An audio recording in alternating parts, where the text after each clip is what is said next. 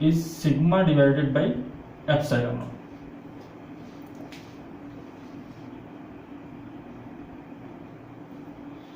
So students, this is another example of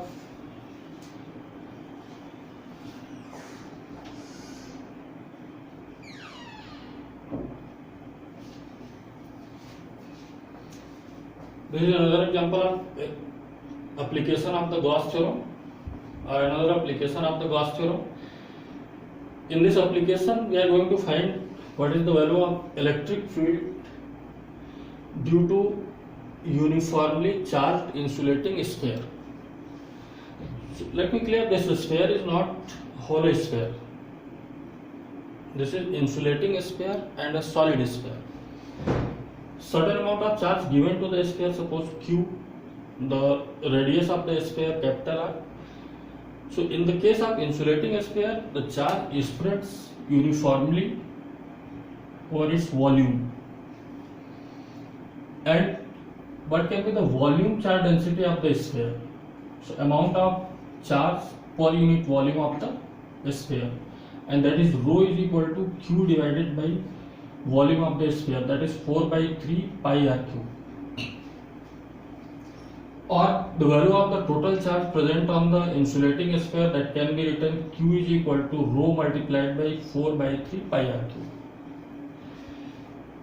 So what are the possible cases where we can find the value of electric field in the presence of this charged sphere?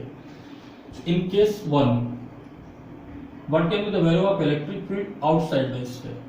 Suppose the point of observation where electric field is to be determined is here, outside the sphere, means the position of the point is greater than the radius of the sphere, that is small r, or distance of the point is greater than the radius of the sphere, small r is greater than capital R. So assume a small surface area at the position of this point, whose area is ds and ds cap area vector. So what is the value of flux passing through this surface ds? That can be written d phi is equal to E into ds, as we have done in the previous applications. By integration of this small surface area, the flux passing through the spherical Gaussian surface surrounding the sphere. So flux passing through the spherical Gaussian surface, that going to be integral d phi is equal to E integral ds, and you can see the total surface area of the Gaussian surface is, or the total surface area of the larger sphere surrounding the smaller sphere is 4 pi r square. So total flux passing through this surface can be written as phi is equal to E multiplied by 4 pi r square. This is equation number 1. By application of the Gauss theorem, as whole charge of this sphere is surrounded by this larger sphere, so we can apply Gauss theorem. Phi is equal to Q divided by epsilon naught. Equating equation 1 and 2, we can get value of the electric field E is equal to Q divided by 4 pi small r square epsilon naught. If we replace value of the charge present on the sphere by this surface charge density rho multiplied by 4 by 3 pi r cube. So the electric field at point P outside the sphere is coming out to be E is equal to rho multiplied by capital R cube divided by 3 epsilon naught into small r square. So from this treatment you can see the volume charge density rho and capital R cube. This product going to remain constant. If charge density increases and radius increases, the product remains constant. It means electric field at a point outside the charged sphere, again inversely proportional to r square. As we move away from the surface of the sphere or from the center of the sphere, the electric field going to change or going to decrease according to this relation. And this variation is quite similar to the variation of electric field at a point due to a point charge. The equation for a point charge is also E is proportional to 1 by r square. of this form.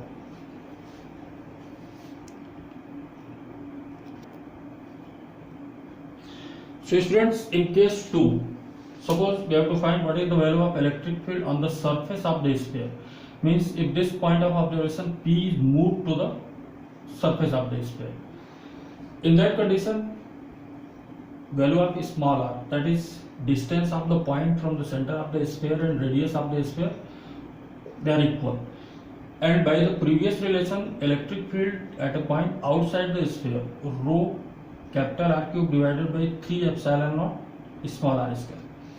Here if we replace value of small r by capital R, we can write electric field rho into capital R cube divided by 3 epsilon naught capital R square. So capital R square cancel out, and electric field on the surface of the sphere is rho capital R divided by 3 epsilon naught. And this is the maximum electric field due to this charged sphere, and that is on the surface of the sphere.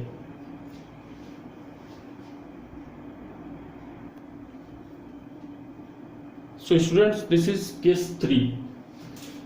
Here we have to find what is the electric field at a point inside the charged insulating sphere.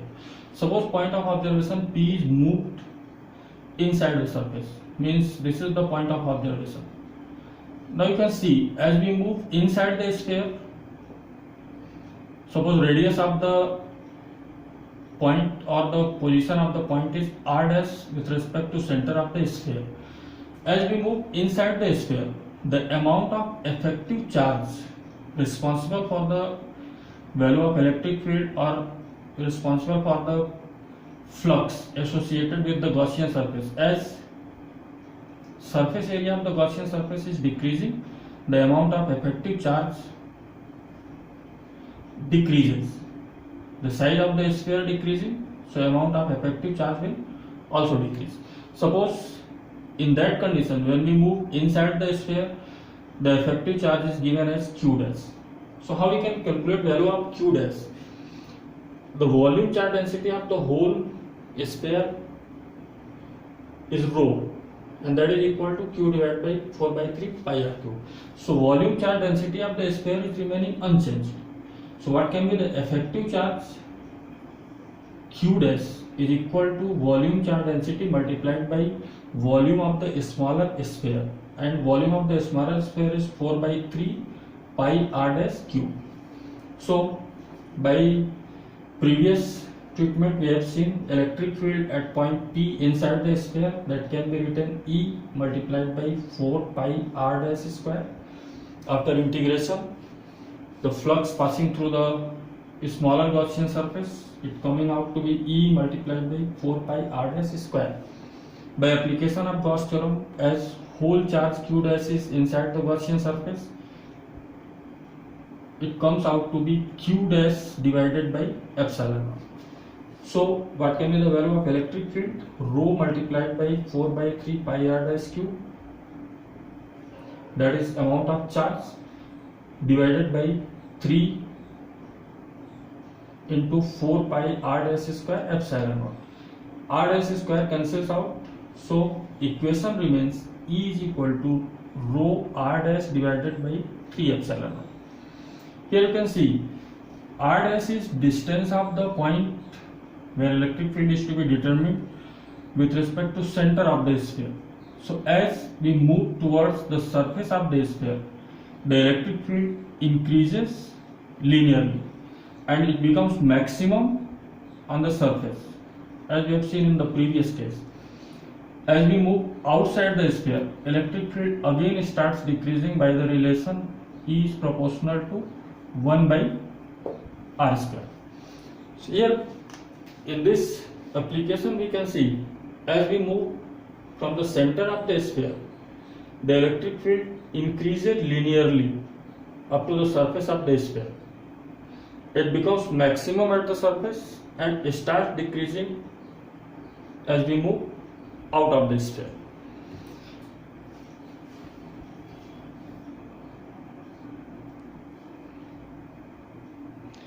Students, in this graph you can see the variation of the electric field due to a charged insulating sphere. Here you can see inside the sphere electric field is directly proportional to distance r dash from the center of the sphere. So this first part of the graph you can see a rectilinear graph. Here as we move from the center of the sphere towards its surface, electric field is increasing continuously and becomes maximum on its surface. As we move outside the sphere, electric field starts decreasing as E is proportional to 1 by r square. So in this way we can show the variation of the electric field with respect to distance from the center of the sphere.